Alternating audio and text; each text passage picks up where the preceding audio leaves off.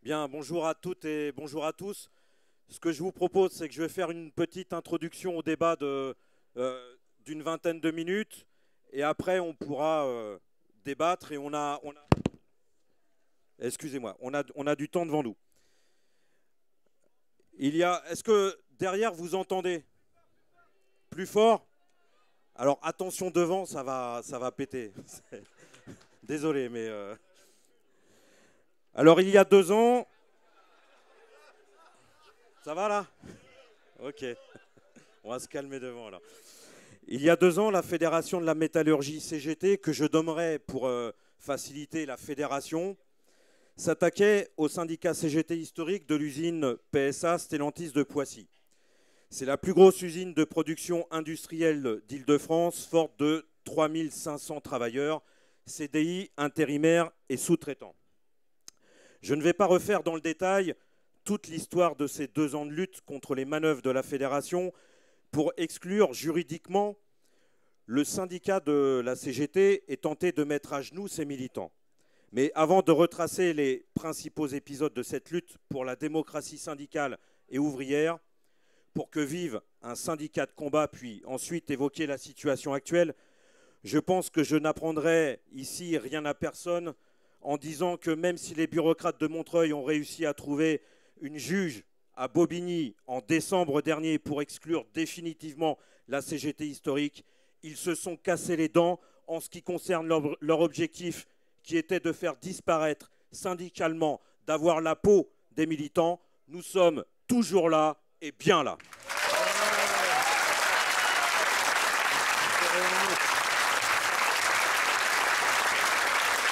Vive les militants de la CGT. Nous n'avions cessé de le dire durant les mois passés. La seule reconnaissance qui vaille aux yeux de militants combatifs, de militants fidèles aux intérêts des travailleurs, ce n'est pas la reconnaissance des juges ou celle du patron, mais bien celle des travailleurs du rang. Nous n'avions cessé de dire, encore ici même, l'année dernière, que le vrai tribunal, celui qui comptera, sera les élections professionnelles où les vrais juges seront, par leur vote, les travailleurs de l'usine. Le 19 avril dernier, le verdict est tombé, clair et sans appel. Cette élection, où la participation a été de plus de 91% chez les ouvriers, a été un succès pour les ex-militants de la CGT historique, passés depuis décembre dernier à Sud, qui ont réuni plus de 21% des voix.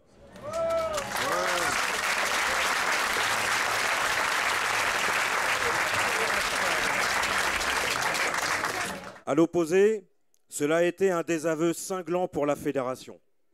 Son syndicat, une CGT artificiellement créée par elle, n'a réuni que 10% chez les ouvriers, seulement 8% sur l'ensemble des collèges de l'usine, perdant ainsi sa représentativité légale. Une première depuis les années 1960, date à laquelle la CGT s'était construite à travers des combats très durs face aux différents patrons qui se sont succédés. Les travailleurs, par leur vote, ont sanctionné la politique de division et d'exclusion, les manœuvres, les mensonges, les calomnies des bureaucrates de Montreuil. Ces bureaucrates qui ont piétiné la démocratie syndicale, agi contre les syndiqués et les travailleurs de Poissy, agi contre l'avis des syndicats CGT du groupe PSA, sont responsables à 100% de ce gâchis. Le soir des élections et le lendemain, à la distribution du tract des résultats électoraux, les travailleurs de Poissy ont tenu à exprimer leur joie à l'annonce du score de Sud qui se traduisait dans l'usine par les sourires, les embrassades et les klaxons des caristes ou celui des voitures à l'extérieur sur le parking et par les très très nombreux témoignages de félicitations. Un militant disait, je le cite, « C'est comme dans un mariage, on n'arrête pas de te féliciter ». Et encore aujourd'hui, un mois plus tard, certains ouvriers qui n'avaient pas eu l'occasion de le faire nous félicitent encore. Le fait que la CGT ne soit plus représentative a été ressenti comme une sanction et une punition légitime. Oui, 21% des travailleurs ont choisi de soutenir et de voter pour les militants Sud exclus de la CGT, parce qu'au-delà de l'étiquette, ils votent avant tout pour des femmes et des hommes en qui ils ont confiance et qui ont prouvé par des années de militantisme qu'ils étaient fidèles, aux intérêts des travailleurs et des militants combatifs.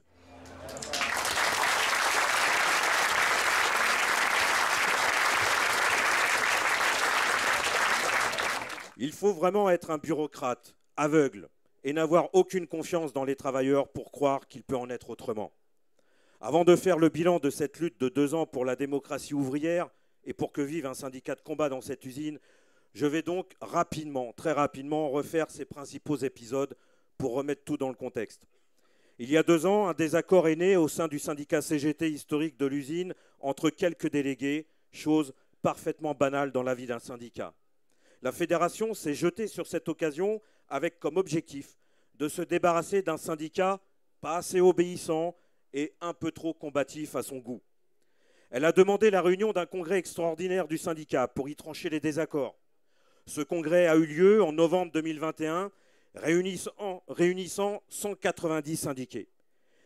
Mais comme les bureaucrates et les opposants étaient certains d'y être minoritaires, ils ont non seulement décidé de le boycotter, mais ont organisé un 2e congrès dans leur coin, entre eux, pour y créer artificiellement, contre les propres statuts de la CGT, une 2e CGT dans l'usine. Une pétition contre la division syndicale et contre la création de cette 2e CGT fantôme a réuni en quelques jours plus de 1000 signatures d'ouvriers dans l'usine, sans aucun effet sur la fédération ni chez Philippe Martinez. En février 2022, la fédération a décidé arbitrairement que la vraie et la seule CGT était celle qu'elle avait elle-même fabriquée. Elle a ensuite, avec le soutien actif de la direction de l'usine, dépouillé tous les mandats désignatifs des militants de la CGT historique pour les transférer à ceux de la CGT fédérale, la CGT fantôme. La direction de l'usine a alors pris le relais en décrétant que la CGT historique n'était plus représentative et, dans une nuit, au beau milieu de la nuit, a changé la serrure du local syndical, remettant les nouvelles clés à la CGT avec laquelle elle allait s'entendre beaucoup mieux. Les militants de la CGT historique se sont alors retrouvés, pour la majorité, sans aucun mandat, sans moyens légaux ni même de local syndical. SDF. L'étape suivante a été une attaque en règle par la fédération contre tous les syndicats CGT du groupe PSA. Elle m'a démandaté de mon mandat de délégué syndical central en piétinant, là aussi, le vote des militants CGT du groupe qui avaient voté à 88% pour que je reste leur DSC, en faisant donc cette fédération, en faisant un bras d'honneur aux 220 militants qui s'étaient réunis le 13 mai 2022 au siège de la CGT à Montreuil pour rendre public ce vote. Ça a été pour tous ces militants une leçon en direct de ce qu'est la bureaucratie syndicale, et c'est une leçon qu'ils ne sont pas prêts d'oublier.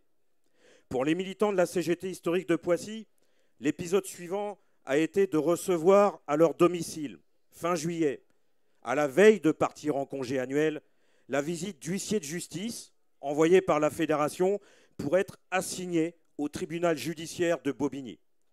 Quand les bureaucrates le veulent, ils savent se comporter comme n'importe quel patron.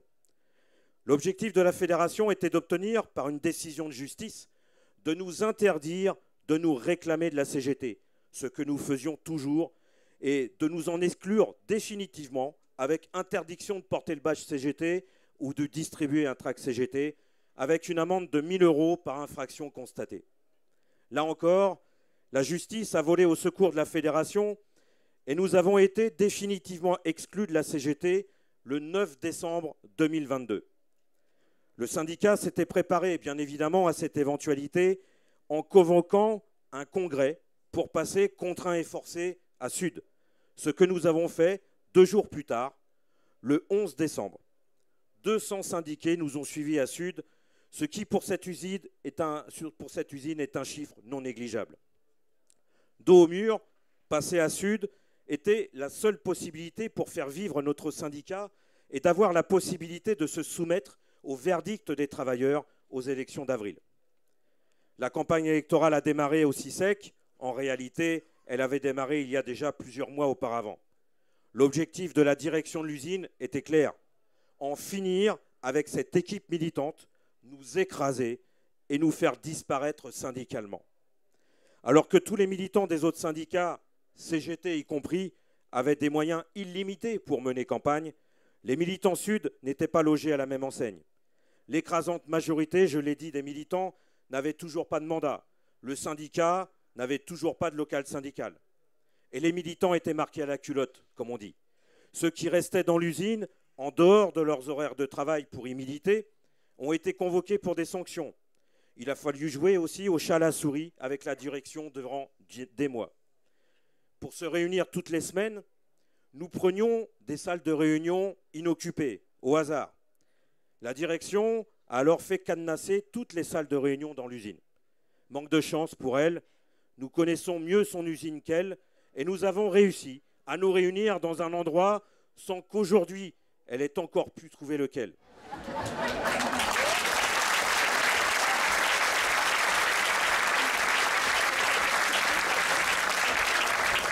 Tout ce que je peux vous dire, parce que je ne peux pas tout vous dire, on n'a toujours pas de local encore. Bientôt, mais tout ce que je peux vous dire, c'est que c'est un endroit avec tout le confort nécessaire pour se réunir. Et les camarades qui sont de l'usine, ils le savent, c'est peu de le dire. Mais d'une manière générale, n'ayant presque plus de militants avec des mandats leur permettant de se libérer du poste de travail pour faire campagne, le syndicat a dû adapter son fonctionnement en s'appuyant et en faisant militer davantage les syndiqués, mais aussi et surtout, plus largement les travailleurs. Cette situation a été en fait un mal pour un bien, car cela a marché au-delà de ce que nous pouvions espérer. Bien sûr que le succès électoral a été le fruit du travail du noyau dur du syndicat, des militants qui, malgré tous les obstacles, malgré les périodes de démoralisation, a su par sa détermination et sa solidarité s'accrocher et tenir bon. Il y avait évidemment de la conviction parmi les militants, mais aussi de la rage. Face à la direction et aux bureaucrates de Montreuil, la volonté d'en découdre et de leur donner une bonne leçon. Mais ce succès a été le résultat de la mobilisation des travailleurs du rang, d'ouvriers de chaîne, de moniteurs, nombreux, qui tenaient absolument qu'il existe dans cette usine, face à ce patron de combat, un syndicat de combat, une force d'opposition, comme le disait un ouvrier, qui soit réellement, sincèrement de leur côté. Un syndicat composé de femmes et d'hommes en qui les travailleurs avaient confiance, qu'ils avaient pu juger de leur intégrité et de leur fidélité depuis des années. C'est ça qui a fait la différence. La mobilisation de tous ces travailleurs et la capacité des militants à les solliciter et à les faire militer. Alors même si les bureaucrates de la fédération ont réussi à nous exclure de la CGT historique et qu'avec la direction, ils ont pensé avoir notre peau, eh bien, ils en ont été pour leurs frais. Le syndicat qu'ils ont voulu détruire continue d'exister, certes sous une autre étiquette, mais de la même manière, avec les mêmes pratiques démocratiques et le même soutien des travailleurs. Et ça, c'est l'essentiel.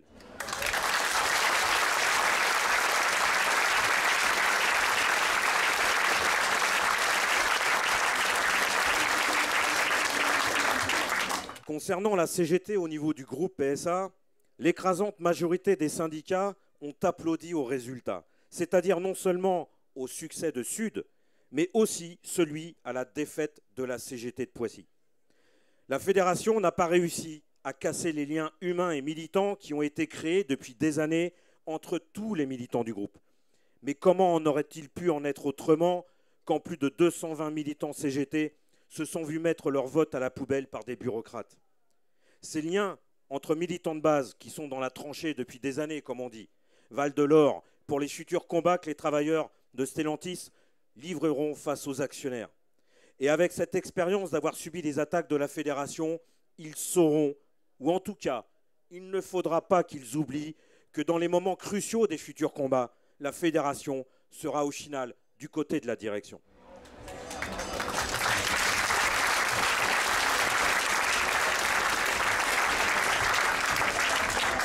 Alors si nous, les militants de lutte ouvrière, nous avons pris toute notre part dans le combat de la CGT historique de Poissy pour la démocratie, c'est parce que, en tant que militants communistes révolutionnaires, nous nous battons pour que les travailleurs apprennent à se diriger eux-mêmes. C'est la base de nos idées politiques. L'émancipation des travailleurs sera l'œuvre des travailleurs eux-mêmes, écrivait Marx pour la première internationale des ouvriers. Cette idée, nous la défendons partout, sur tous les terrains et avec tous les outils que nous offre une situation donnée. Ainsi, dans les élections politiques, nous défendons l'idée qu'il n'y a pas de sauveur suprême et que plutôt que d'attendre que l'élection d'un politicien quelconque résolve leurs problèmes, les travailleurs doivent entreprendre de les résoudre eux-mêmes. Dans un atelier, nous militons pour que les travailleurs confrontés à une difficulté ne se contentent pas de se tourner vers un délégué pour qu'il la règle à leur place, mais se réunissent et s'organisent pour le régler collectivement.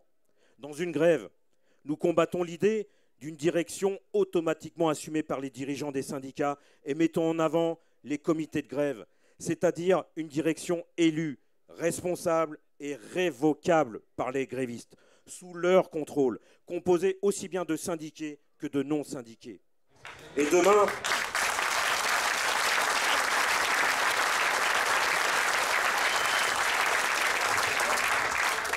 demain, lorsqu'arriveront des bouleversements révolutionnaires, nous militerons pour que ceux-ci soient dirigés par des soviets, des conseils ouvriers, c'est-à-dire par les travailleurs eux-mêmes. La démocratie ouvrière, c'est la domination politique du prolétariat, écrivait Léon Trotsky. C'est très précisément pour cette raison que les bureaucrates syndicaux la combattent et c'est précisément pour cette raison que nous, à Lutte ouvrière, nous la défendons.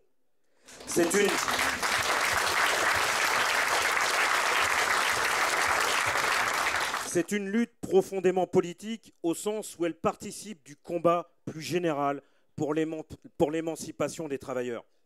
Les bureaucrates syndicaux, qu'ils soient de la CGT ou d'ailleurs, y compris à Sud, à l'exact opposé de cette vision de syndicat dirigé par la base, se disputent le rôle de chef du prolétariat, ce qui les amène à réduire la lutte syndicale à une bataille d'appareils, de boutiques, en concurrence pour des places, des prébendes et un peu d'influence auprès de la bourgeoisie et de ses gouvernements. Notre courant politique a toujours milité contre cet émiettement du mouvement syndical, qui ne sert que la bourgeoisie et a été du reste en partie organisé par elle. La classe ouvrière, et ça on pourra en discuter les camarades, la classe ouvrière était évidemment bien mieux armée, elle serait évidemment bien mieux armée si elle disposait d'un syndicat unique, d'une seule organisation syndicale présentant un front uni face à nos patrons et à ces gouvernements. Cette position est évidemment indissociable de la question de la démocratie. Un syndicat unique, sans démocratie totale en son sein, peut même se transformer en un outil de dictature contre la classe ouvrière. L'URSS stalinienne l'a parfaitement montré en son temps. Pour être une arme utile pour les travailleurs, un syndicat unique doit au contraire permettre à toutes les idées, toutes les tendances de s'exprimer librement et de débattre, y compris en permettant de s'organiser en fractions, afin que les travailleurs, quelles que soient leurs idées et leur niveau de conscience, puissent décider eux-mêmes par la confrontation des idées d'une politique. Ce serait une école de la démocratie ouvrière où les travailleurs apprendraient l'unité malgré la diversité des opinions et des engagements politiques. C'est d'ailleurs de cette manière que doit fonctionner un comité de grève et que fonctionneront demain les conseils ouvriers.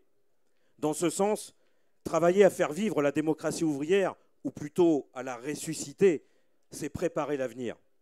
Apprendre aux travailleurs à contrôler et à diriger eux-mêmes leurs organisations de base, c'est le premier pas d'un apprentissage qui les conduira à l'avenir à contrôler et diriger eux-mêmes l'ensemble de la société. C'est en cela que la restauration de la démocratie ouvrière est un élément fondamental de notre lutte politique. C'est la condition qui garantit l'unité des travailleurs dans leur combat contre la bourgeoisie.